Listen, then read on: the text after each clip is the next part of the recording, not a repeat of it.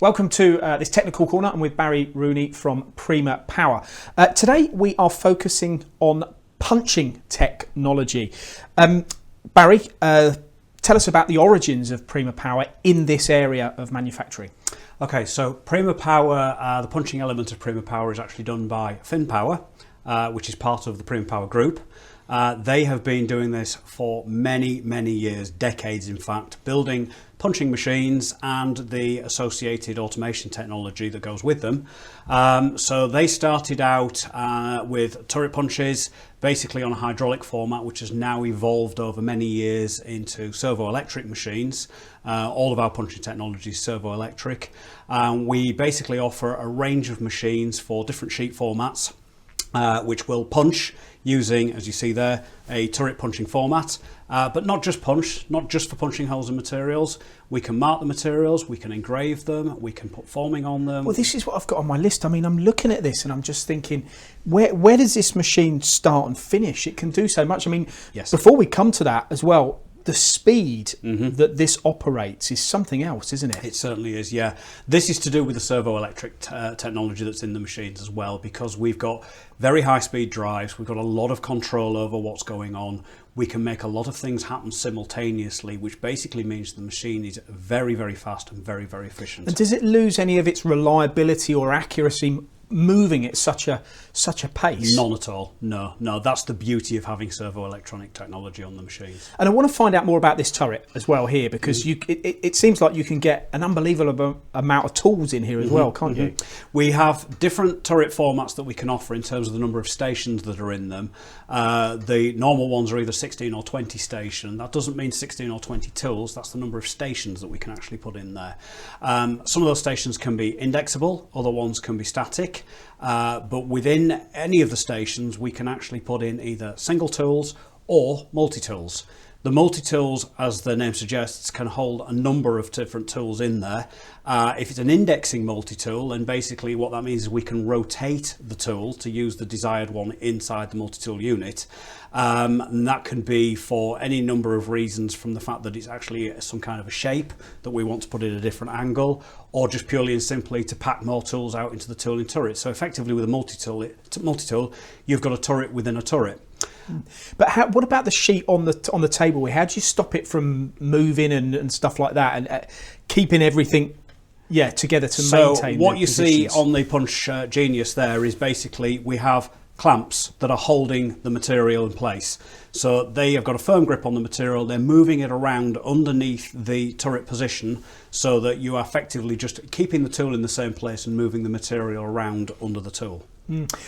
What about the actual the process and the die part of it? So when you're punching through, you need to obviously, you put the sheet in between, don't you, the die and the punch? So yeah, you've got the punch coming in from the top, and then you have the die underneath it, which is basically controlling the slug and the strip of the material coming out, so that you have a good level of control to make sure you get a proper consistent punch. You're not creating any burring, so it's a very high quality cut. And then let's talk about what else you can do with these then, because you said shear, create forms, create threads, laser marking. Maybe walk us through some of the extras. So there's a lot of things that this machine can do. Just going back to the multi-tool technology, what we can actually do is we have an intelligent RAM, which is basically a RAM that selects the tool from the top, so that we can even put a multi-tool in a fixed station. So although we don't rotate it, we can choose any particular tool in there.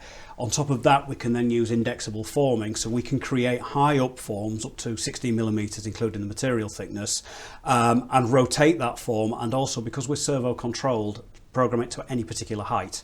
So we can create louvers, we can create progressive louvers, we can form all sorts of different features using either that or just standard form tools. We can engrave. We can even use a marker pen. We can put laser engraving on there.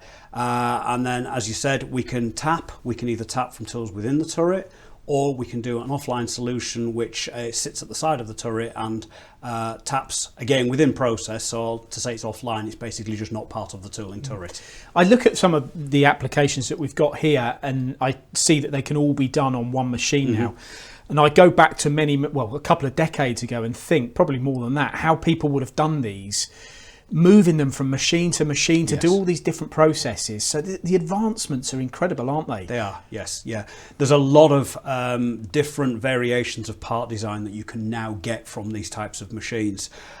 So yes, you're quite right. You would have used a selection of different tools, maybe some of the forms you could have done or some of the punching that you could have done on one machine. But as you say, changing over, for example, if you were doing something where you've got a cut that is a particular formed, as you say, this one's radial, something like that, that would have to have been done on a different machine. Because you can use a laser on these as We well, can, can't yeah. you? We have different technologies. So although we do the standard O-frame turret punch, that underpinning technology is then used on two of our other machine models to create the combi, which is the laser punch. So basically on the side of the punch head, as you see there, we have a laser unit.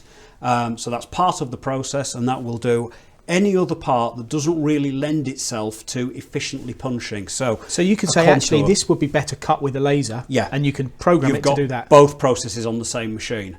The other advantage we have is if you didn't want to use a laser, but you've got a perfectly square edged piece like this one here, we can use a shear instead. A shear is an excellent and very, very efficient way of processing materials through with minimal amounts of waste. And you have common cut lines. Basically, what you can then do is utilise as much of the sheet as possible with no skeleton left over and very, very minimal amounts of scrap. Two things. You mentioned it's very fast and dynamic, up to 1,000 holes per minute. I know it depends on the part itself. Yeah. And that's unbelievably quick. But how efficient is the machine when it comes to its power consumption and the economy? Because these are things, if you're keeping these machines running, you need to know that they're not costing you. Yes, absolutely. So in the olden days, hydraulic technology, especially older hydraulic technology, is very, very heavy on energy. It also needs a lot of maintenance because you're using hydraulics oils, so you've got filters. You have, when you've not got really good maintenance, you've got the potential for leaks and things like that. So all of those add up. With servo electronic technology, basically you've got very high levels of energy efficiency, and at the same time a lot of predictability, because the servo drive motor will just basically go to where it's programmed to go every single time. And then the automation, because the machine's moving quickly, but if there's a bottleneck somewhere because you could wait for someone to load it, you're losing when you should be winning. So what can you add to these? So as with all of our technologies, our machines are very modular in their approach. So we can do a standalone machine, and we can then go from a standalone machine up to anything from a partly automated to a fully automated system. So as you see in this video here, this robot here is actually taking parts away from the sheet as they're being cut. We can complement that. Is that like a suction? Yeah, that's a suction cup system there. So what we can actually do is complement that on the loading side with either what we call a compact express system, where it's basically material in, material out, just one pallet of each. We can put picking and stacking or loading and stacking robots on, as you see there, to take parts away and stack them up.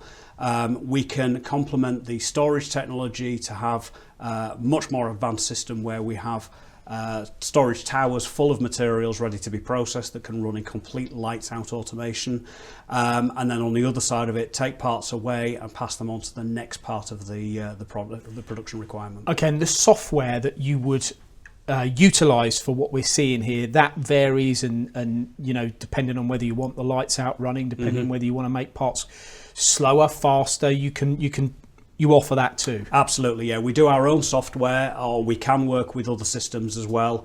That software is designed around this type of process. We've got common families of software, so customers with a range of different Prima Power machines are all on familiar software suites. It's not like it's one package for one machine and another one for another.